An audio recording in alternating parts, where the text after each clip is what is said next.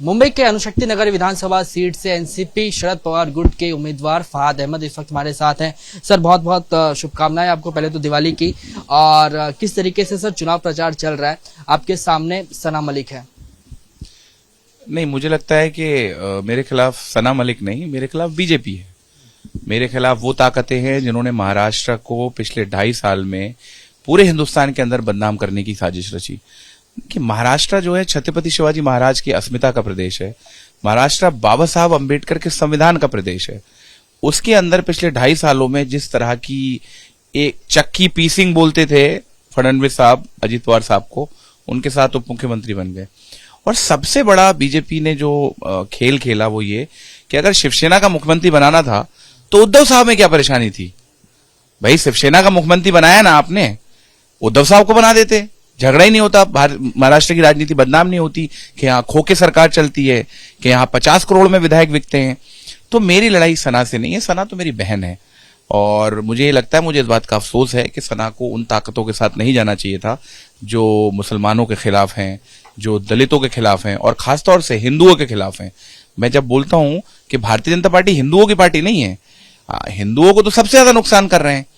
जिस तरह से उनके धर्म का इस्तेमाल करते, भगवान राम का इस्तेमाल करके नफरत फैलाते हैं। भगवान राम जो है वो मर्यादा पुरुषोत्तम है। तो मुझे लगता है कि मेरा लड़ाई जो है वो भारतीय जनता पार्टी के साथ है, सना के साथ नहीं। फहाद भाई, क्या मुद्दे हैं अनुशक्ति नगर के जनता के लिए आपके मन में? अगले 5 साल का ब्लूप्रिंट आपके मन में क्या है? अगर यहाँ की जनता आपको चुनकर जो है वो विधानसभा भेजती है तो किन मुद्दों को लेकर आप जाएंगे? देखिए, मैं असल में बहुत ही पॉजिटिव आदमी हूं। मैं नेगेटिविटी की बात कम करता हूं। मैं ये नहीं कहना चाहता कि नवाब भाई ने ये नहीं किया, ये नहीं किया, ये नहीं किया। जो नहीं हुआ है वो मैं करने वाला हूं। क्या नहीं हुआ है? मैटरनिटी सेंटर नहीं बना है, बिल्डिंग बन गई उसमें डॉक्टर्स नहीं है, उसके अंदर जो है किसी भी तरह की मशीनरी नहीं है, स्कूल नहीं बन पाए हैं, पानी भी नहीं आ पाया है, सड़कें नहीं बन पाई हैं, यहाँ पर कोई भी लाइब्रेरी नहीं है, कोई स्किल सेंटर बन नहीं पाया है, ड्रग की समस्या बहुत बढ़ गई है। ये सारी चीजें नहीं कर पाए शायद नवाब भाई। जो जो किया है वो उसकी फहरिस्त उनसे आप लीजिएगा। तो ये सारे काम मैं करने वाला हूं। और सबसे बड़ी बात यह है कि मैं जो धब्बा नवाब भाई के ने अणुशक्ति नगर विधानसभा पे अपनी विचारधारा को बदल के लगाया है, मैं उस धब्बे को मिटाने का भी काम करूंगा। अणुशक्ति नगर के मतदार संघ के अंदर आप यकीन मानिए एक हिंदू और एक मुसलमान एक बिल्डिंग में रहते हैं। आप चलिए मेरे साथ विष्णु नगर में, आप चलिए मेरे साथ भारत नगर में। तो इन्होंने जिस तरह से पार्टी बदल के शरद पवार साहब ने नवाब मलिक साहब को वो दिया जो जो एक नेता की आकांक्षाएं होती हैं। मंत्री बनाया, विधायक बनाया, उनकी बेटी को भी टिकट देते थे, उनकी बहन को भी टिकट देते थे, उनके भाई को भी टिकट देते थे, बंबई का अध्यक्ष भी बनाया। वो जो धोखा उन्होंने शरद पवार साहब से किया है, शरद पवार साहब का अदना सा कार्यकर्ता उस धोखे का जो है जवाब उनको देगा। अनुशक्ति नगर पारंपरिक तौर से नवाब मलिक की सीट रही है। एक चक्रव्यूह जो है वो आपके सामने, इस चक्रव्यूह को किस तरीके से भेदेंगे? ये कहा जा रहा है कि वन साइडेड विक्ट्री जो है वो सना मलिक के लिए हो सकती है क्योंकि उनका जो है वो अपना एक वोट बैंक है। नवाब भाई की पारंपरिक सीट है क्या? ये राजशाही है क्या कि परंपरा बन गई कि ये सीट मेरी और ये सीट मेरी? लोकतंत्र है बाबा साहब अम्बेडकर का, कोई पारंपरिक सीट नहीं होती। ये तो नवाब भाई को आप इतना बड़ा नेता बना रहे हैं। नरेंद्र मोदी जी बड़े जितने नेता तो नहीं है ना, वो तो भगवान का अवतार खुद को बोलते थे। 400 पार की बात हुई थी ना, 240 पे आ गए। आप लोग समझिए, असल में लोकतंत्र के अंदर जनता मालिक होती है। यहाँ पे राजा का बेटा राजा नहीं बनता है। यहाँ पर बाबा साहब अम्बेडकर के संविधान की ये ताकत है कि मैं एक अदना सा कार्यकर्ता जिसके पास कुछ नहीं है सिवाय डिग्रियों के, उनको शरद पवार साहब ने उन पे भरोसा किया। और ये एक तरफा जीत की बात अगर मीडिया बोलती है तो मुझे बड़ा अफसोस होता है। आइए चलिए मेरे साथ चीता कैंप में, देखिए वहां के सड़कों के क्या हाल है, देखिए वहां के ड्रग्स के हाल क्या है। क्या जनता को आप बेवकूफ समझते हैं? अगर जनता के साथ बुरा हुआ है तो जनता, अच्छा एक बार बताइए, नवाब भाई पहले किस विचारधारा में थे? सेकुलर विचारधारा में थे, वो जीत जाते थे चुनाव। अब वो गलत विचारधारा के साथ चले गए तो जनता कैसे उनका सपोर्ट कर देगी? मैं ये तो नहीं बोलूंगा कि मैं चुनाव जीत रहा हूं क्योंकि मैं लोकतांत्रिक व्यक्ति हूं, लेकिन मैं जितना मेहनत कर रहा हूं, जितना प्यार लोगों के आंखों में अपने लिए देख रहा हूं, जिस तरह से लोग मुझसे मिल रहे हैं, मैं लोगों से मिल रहा हूं, मुझे पूरे इस बात का विश्वास है कि छत्रपति शिवाजी महाराज की महाराष्ट्र में छत्रपति शिवाजी महाराज की अस्मिता का ध्यान रखने वालों की विजय होगी। आपके एफिडेविट को लेकर भी फवाद भाई बहुत सारे जो है वो बातें कही गई, क्या वो मामला है? क्या आपने गलत जानकारियां दी जिस वजह से दिक्कतें आई? आप तो इलेक्शन कमीशन को गलत बता रहे हैं। गलत जानकारियां और आरोप बीजेपी की तरफ से लगाया जाए। ये बीजेपी की तरफ से नहीं लगाया गया। असल में हो क्या रहा है, बड़ा मेरा चुनाव क्यों मजेदार है, मैं आपको बताता हूं क्यों। किरीट सोमैया साहब जो नवाब मलिक साहब को आतंकवादी बोलते हैं, नवाब मलिक साहब की बेटी मेरी बहन सना मलिक किरीट सोमैया साहब के कंटेंट को कोट करती हैं। मतलब यहां पर मजेदार बात यह है कि किरीट सोमैया साहब जिनको आतंकवादी बताते हैं, सना मलिक उनका कर रहे हैं।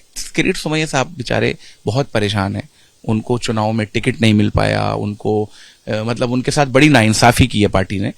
तो मैंने सुना है उनकी बड़ी अच्छी सीए फर्म है, लेकिन जिस कंपनी का वो उन्होंने ट्वीट किया है ना, ऐसी कोई कंपनी मेरी है ही नहीं। डेटम वर्क जो कंपनी है उसका मैं 1% का पार्टनर हूं, और वो कंपनी अभी रजिस्टर हुई है 2019 में। 2005 का रजिस्ट्रेशन दिखा रहे हैं। अरे 2005 में तो मैं बच्चा था, मैंने 10वीं भी पास नहीं की थी, तो मैं डेटा रिसर्च की कंपनी कैसे बना? दिवालिया हो गए मानसिक तौर पे। लेकिन मुझे मजा आ रहा है कि जिस सना मलिक जी के वालिद को, उनके फादर को जिसने आतंकवादी कहा, उसके डेटा का हमारे बीच में कोई फर्क नहीं है। तो मैं आपसे ये कहना चाहता हूं, ये वोट जिहाद नहीं है, संविधान के लिए हम लोग वोट करते हैं। आप ये बताइए, कोई राजनीतिक पार्टी का नेता 2.5 फुट 2.5 इंच का वो ये बोलता है कि मस्जिद में घुस के मारूंगा, उसके खिलाफ जो लोग संविधान की धज्जियां बुला रहे हैं, अगर उसके खिलाफ कोई समाज एकजुट होता है, उस समाज की पीठ थपथपाई जानी चाहिए कि ये गैर संवैधानिक लोगों के खिलाफ इकट्ठे हो रहे हैं। क्या हम किसी मुस्लिम पार्टी के लिए इकट्ठे हो रहे हैं? हमारा नेता कौन है? हमारे नेता उद्धव साहब ठाकरे हैं, हमारे नेता शरद चंद्र पवार साहब हैं, हमारे नेता राहुल गांधी हैं, हमारे नेता कोई हम मुसलमान को नहीं चुन रहे हैं कि आप बोल रहे हैं वोट जिहाद वोट जिहाद। हम बोल रहे हैं जो संविधान के साथ चलेगा, सारे समाज उसके साथ चलेगा और उसको वोट देगा। आपने ये कहा कि आपके नेता शरद चंद्र पवार हैं, आपने कहा कि आपके नेता उद्धव ठाकरे हैं। उद्धव ठाकरे को लेकर मुख्यमंत्री ने आज ही स्टेटमेंट दिया है कि उद्धव ठाकरे अपने निजी स्वार्थ के लिए कांग्रेस के साथ शामिल हुए। अगर बाला साहब ठाकरे होते तो वो इस बात को कतई नहीं मानते। देखिए, मुझे लगता है आदित्य ठाकरे जी ने भी इसका जवाब दिया था, और उन्होंने बताया था कि कांग्रेस और शिवसेना का कहीं ना कहीं किसी न किसी लेवल पे कई बार अलायंस रहा है जब बाला साहब ठाकरे भी जिंदा थे। देखिए, एकनाथ शिंदे जी को तो कुछ भी बोलने का अधिकार नहीं है उद्धव साहब ठाकरे को, क्योंकि वो गद्दारी करके, उनके पीठ में छुरा घोप के पूरी पार्टी को जिस तरह से उन्होंने तोड़ा है, और वो शर्मिंदा। और देखिए, मैं यही कहता हूं, शिंदे साहब आपके चंद दिन रह गए। अब आपको बीजेपी ना कभी जिंदगी में, क्योंकि बीजेपी यूज एंड थ्रो है, बीजेपी लोगों का इस्तेमाल करती है दूसरा को घर तोड़ने के लिए, और उसके बाद उसको जो है कूड़े डस्टबिन में फेंकती है। तो मेरी पूरी संवेदनाएं हैं हमारे पूर्व मुख्यमंत्री एकनाथ शिंदे जी के लिए। कुछ दिन और है, मीडिया आप पूर्व कह रहे हैं, पूर्व होने वाले हैं ना वो, और मीडिया आप लोग भी उनको नहीं दिखाओगे, फिर एक छोटी सी बाइट चलाया करोगे आधा मिनट की। आज एकनाथ शिंदे जी हुए बीमार, इससे ज्यादा कभी उनकी न्यूज नहीं दिखाओगे, क्योंकि बीजेपी का जिससे बीजेपी ने लोगों का इस्तेमाल करके धोखा दिया। आप इतिहास देख लीजिए भारतीय राजनीति के अंदर कि भारतीय जनता पार्टी इस्तेमाल करके लोगों को फेंकने वाली पार्टी है। आडवाणी जी का क्या हुआ? मुरली मनोहर जोशी जी का क्या हुआ? हाँ, संजय जोशी जी का क्या हुआ? उत्तर प्रदेश में जाके देखिए केशव प्रसाद मौर्य का क्या हुआ, जो प्रदेश अध्यक्ष होने के नाते जो है। तो मुझे देश की राजनीति पे बात अभी मुझे करनी है, क्योंकि मैं देश भर घूमता हूं, लेकिन मेरी चिंता भी अणुशक्ति नगर है।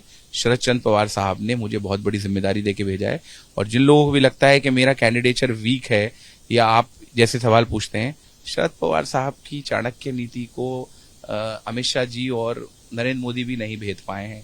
कई बार उन्होंने 4-4 घंटे के अंदर 2-2 उप मुख्यमंत्री और मुख्यमंत्री बदले हैं। उन्होंने मुझे चुना है, मैं बहुत मजबूती से चुनाव लड़ रहा हूं, यहाँ का विधायक हूं, बनूंगा, इलाके का रहने वाला हूं। आप मेरे घर पे आए हो, अणुशक्ति नगर विधानसभा में बैठे हो, मेरी आपके माध्यम से ये चुनाव मुद्दों पे हो, आरोपों पे ना हो। चुनाव इस बात पे हो कि आपने अब तक क्या काम किया है। आप जाके काम देखिए ना, और उसकी भी रिपोर्ट करिए। खाली नेताओं के सामने माइक लगा के सवाल जवाब करने में मजा नहीं आएगा। थोड़ा जनता से बात कीजिए और वहां के इलाके को असेस कीजिए, रिसर्च कीजिए कि काम हुआ है या नहीं हुआ। ये क्या होता है परंपरागत, मतलब ट्रेडिशनल सीट राजशाही चल रही है क्या? Traditional seat. आप जब लोगों से मिल रहे हैं अपने विधानसभा क्षेत्र में, तो क्या कुछ बातचीत हो रही है? किन किन मुद्दों को लेकर लोग परेशान हैं? मैं वही बोल रहा हूं कि जिस इलाकों में पानी ना हो, देखो अब यहाँ पे एक लड़का बैठा था सद्दाम, ये भारत नगर में रहता है, इससे पूछो, इसका इंटरव्यू लो, कहना कि पानी पीने का पानी आता है तुम्हारे यहाँ। और अगर ये आपको लगता है झूठ बोल रहा है तो इसके साथ आप भारत नगर में पहाड़ पे चढ़ो, जहां पर मेरी माएँ और बहनें 20 लीटर का गैलन लेके जो है पहाड़ पे चढ़ती हैं, क्योंकि उनके पास पानी नहीं है। अब कोई बोल सकता है कि पानी आना, 10 साल मंत्री रहे, 10 साल जो है वो विधायक रहे, अध्यक्ष रहे, सारी पावर थी, अब तक क्यों नहीं किया। मैं यही कहना चाहता हूँ, मेरे मुद्दे जो हैं वो वही हैं जो अब तक नवाब भाई साहब नहीं कर पाए। अब मैं जब बोलता हूँ क्या नहीं कर पाए, तो मैं आपको एक पूरी फहरिस्त गिनाता हूँ। ना स्कूल बना पाए, ना स्किल सेंटर बना पाए। हमारी विधानसभा के अंदर 3 बड़ी कंपनियां हैं, 4 बड़ी कंपनियां, आरसीएफ है, एचपीसीएल है, बीपीसीएल है, भाभा एटॉमिक रिसर्च सेंटर है, टाटा पावर है।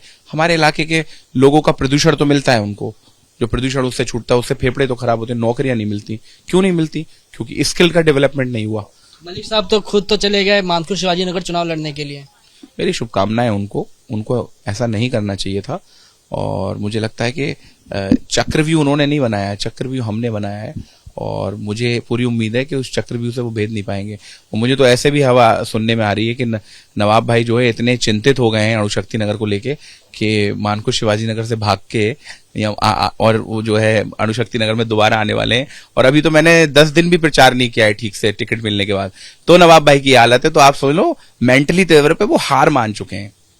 हाँ भाई, एक अंतिम सवाल। इन दिनों एक जो स्टेटमेंट है वो बहुत चर्चा का विषय बना हुआ है। वो स्टेटमेंट ये है कि शिवसेना जिनका प्रतिनिधित्व एकनाथ शिंदे कर रहे हैं, उनकी उम्मीदवार है शायना एनसी, उनको लेकर एक कमेंट किया गया है। और वो कमेंट जो है वो शिवसेना के सांसद अरविंद सावंत ने किया और वो अभी खेद भी व्यक्त कर रहे हैं। उस स्टेटमेंट को आप किस तरीके से देखते हैं? बीजेपी अब से कुछ ही देर पहले मेरी बात हो रही थी किरीट सोमैया से, उन्होंने ये कहा कि खेद व्यक्त करना काफी नहीं है, उनकी ये मांग है कि चुनाव प्रचार से उनको रोका जाए।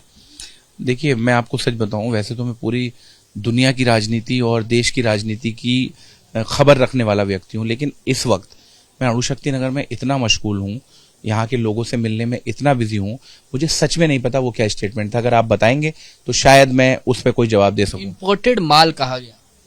नहीं, देखिए, राजनीति के अंदर उन्होंने ये कहा है या नहीं कहा है मुझे नहीं पता, मैं सच बताऊं, आप बोल रहे हैं।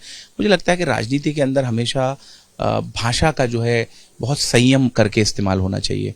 और अगर इस तरह की चीजें किसी ने बोले मतलब मैं तो कभी उसका सपोर्ट नहीं कर सकता।